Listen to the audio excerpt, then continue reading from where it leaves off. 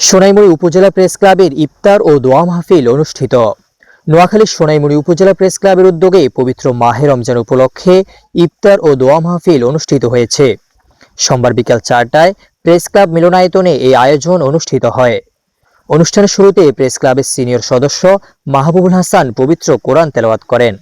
পরে এক সৌহার্দ্যপূর্ণ পরিবেশে ইফতার মাহফিল ও আলোচনা সভা অনুষ্ঠিত হয়।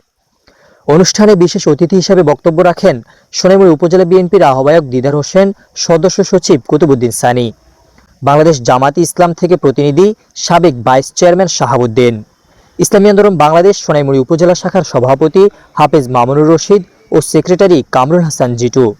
এছাড়াও বক্তব্য রাখেন সোনাইমুড়ি পৌরসভা বিএনপির সদস্য সচিব রেজা রাব্বি মাহবুব, সোনাইমুড়ি পৌরসভার মেয়র পদপ্রার্থী জসিমউদ্দিন, অ্যাডভোকেট শাকিল, উপজেলা বিএনপি যুগ্ম আহ্বায়ক ফখরুল আলম, উপজেলা ছাত্রদলের সদস্য সচিব নূর মোহাম্মদ সাদ্দাম সহ স্থানীয় রাজনৈতিক ও সামাজিক ব্যক্তিবর্গ। বক্তারা বলেন, সাংবাদিকরা সমাজের দর্পণ। বস্তুনিষ্ঠ ও সত্যনিষ্ঠ সংবাদ পরিবেশনের মাধ্যমে সমাজের অসংগতি ও অনিয়ম তুলে ধরতে সাংবাদিকদের গুরুত্বপূর্ণ ভূমিকা রয়েছে। এই সময় সোনাইমুড়ি উপজেলা প্রেস ক্লাবের সাংবাদিকরা রাজনৈতিক নেতৃবৃন্দর কাছে দাবি জানান যেন বস্তুনিষ্ঠ সংবাদ প্রকাশে কোনো ধরনের বাধা ও প্রতিবন্ধকতা সৃষ্টি না হয় এবং সাংবাদিকরা স্বাধীনভাবে দায়িত্ব পালন করতে পারেন।